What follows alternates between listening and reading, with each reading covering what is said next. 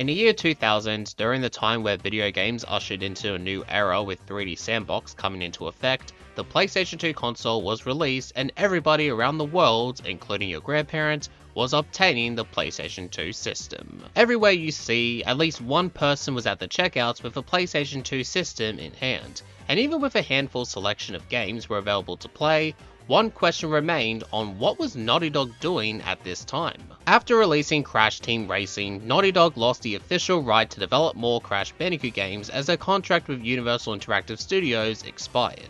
But for the sake of moving forward to bigger horizons, that worked in Naughty Dog's favour. And so in 2001, Naughty Dog developed a brand new 3D platforming series, beginning with the first game simply titled Jak and Daxter: The Precursor Legacy. A game that received high praise from fans and critics alike. Plenty of tasks to accomplish to obtain a precursor orb, the tight controls with moving and jumping about, and the overall map design within each level is really nice to look at, and way ahead of its time I might add. But as everything around the globe was moving ahead, so was the video gaming industry, as now a major focus was heading towards teenagers. Grand Theft Auto 3 being the biggest example out of the bunch. And plus, the 3D platforming genre was slightly getting stale up to this point, so in order to branch out from their comfort zone, Naughty Dog took a giant leap of faith and released Jak 2 in 2003. While Jak 2 had some platforming stages, it was no longer the main focus. As an action-adventure game, you can roam around Haven City in an open 3D sandbox, and you can use weapons as well to blast against many enemies you see.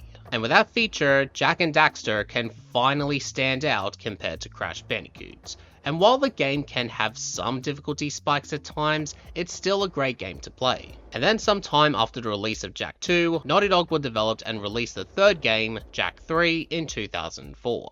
A game that was even larger than before thanks to the introduction of the massive desert and vehicles to drive around in, almost feeling like you're a part of the Mad Max universe. I'm not exactly the biggest fan of Jak 3 in my opinion, but I can understand why a lot of people enjoy it. I did make a review video on those games and you're welcome to check them out, link in description. And then after the trilogy, 3 more games were developed in the series. Jak X, a solid racing game, and the other 2 are Daxter and A Lost Frontier.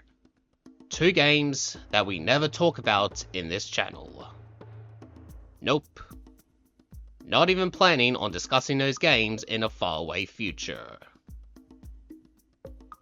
Okay, maybe next year. The point I'm making is that the Jak and Daxter trilogy left a massive impact in the PS2 era and has obtained quite a large amount of fans coming together and enjoying some good old Jak and Daxter, from the time it was first released to even the present day. And so, with that being said, let's get to the actual meat in this video, shall we?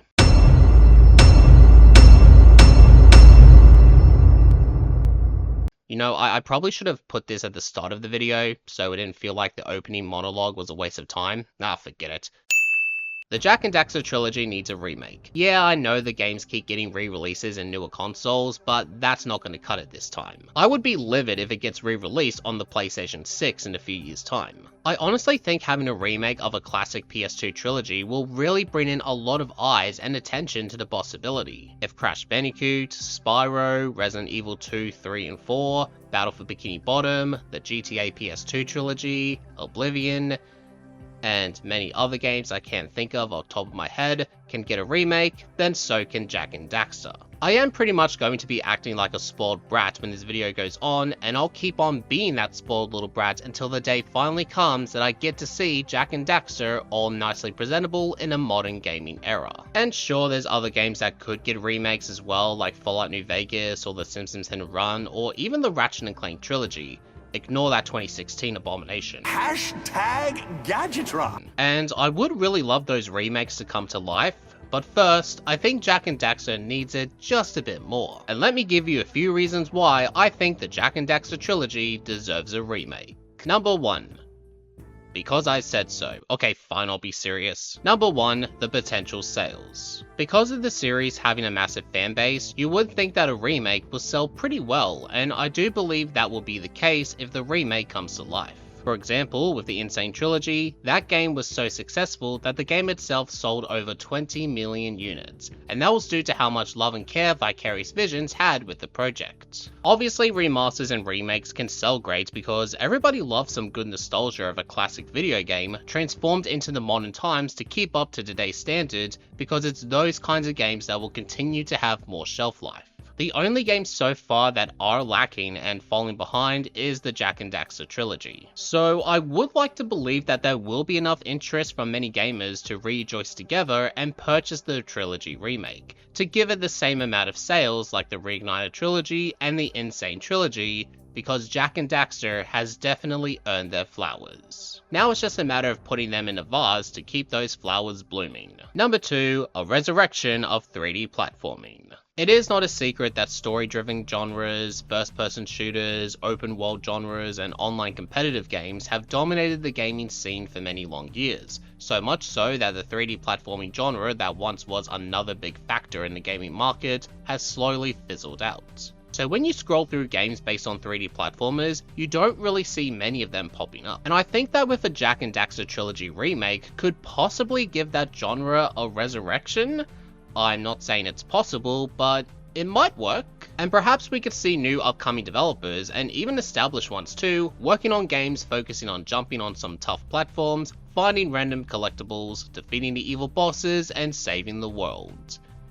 God, those were good times. And finally, number 3, attracting new fans. It's quite clear we have reached a new generation of video gamers, for better or for worse, and if you think, for example, that a lot of adults like myself might not be the biggest fan of Fortnite, but in the eyes and the mindsets of the new generation, they might grow up as adults as years go on and brag about how Fortnite was their childhood game and consider it as their classic video games to play back in the day. And now I'm feeling extremely old when saying that sentence. My point is, a lot of them have never had the chance to play Jak Daxter, and even if they see it on the PlayStation Store, some would probably keep scrolling instead of checking it out. So say if the Jak Daxter Trilogy does in fact get a remake, it does bring in the sense of curiosity and potentially spark interest. Well, hey, I never heard of Jak Daxter before, but that game looks awesome. I might give it a try. I apologize for that poor accent. But all jokes aside, you can see where I'm coming from. A good remake always brings both new and old fans together, and that is exactly what the Jak Daxter Trilogy remake can do.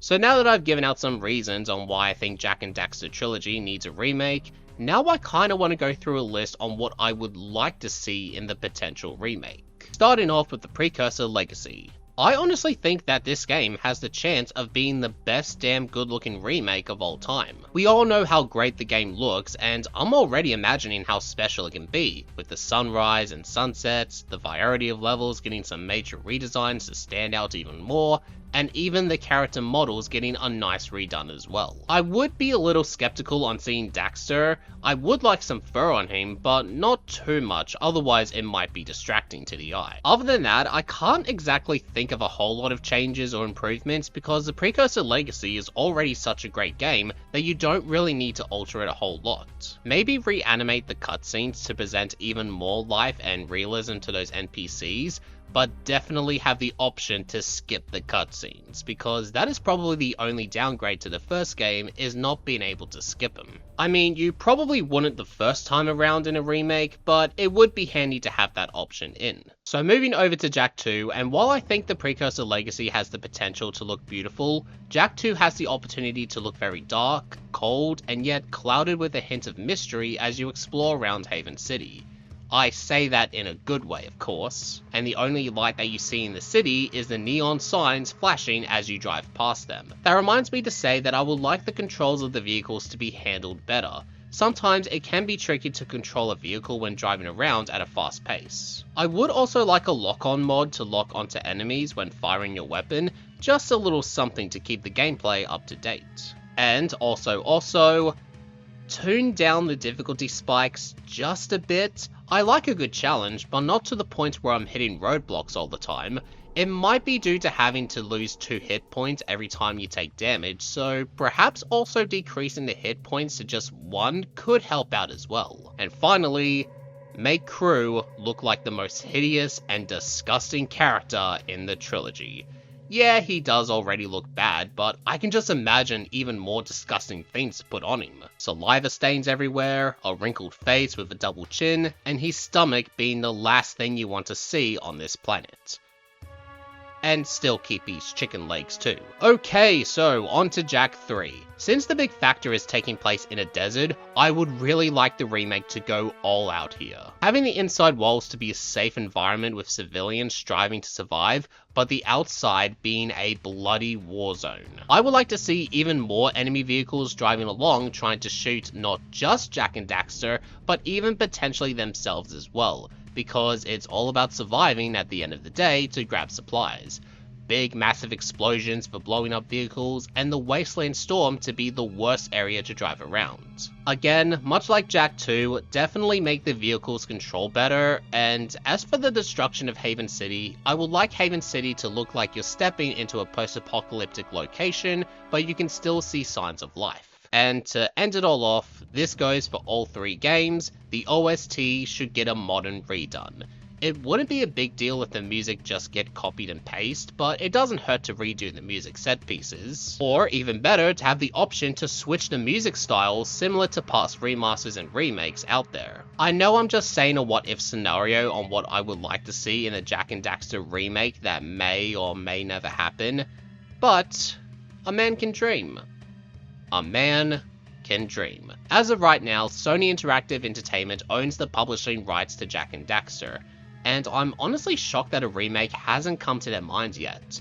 Nowadays, major AAA publishers love to make as much money as they can and make a profit out of it. If only Sony Interactive can realize the potential big dollar cash boost is literally right in front of their faces with the Jak and Daxter remake trilogy. Maybe one day in the future when nothing is happening around the video gaming market, Sony Interactive can look at their old catalog of video games and come to terms that remaking the trilogy would be a pretty sweet idea.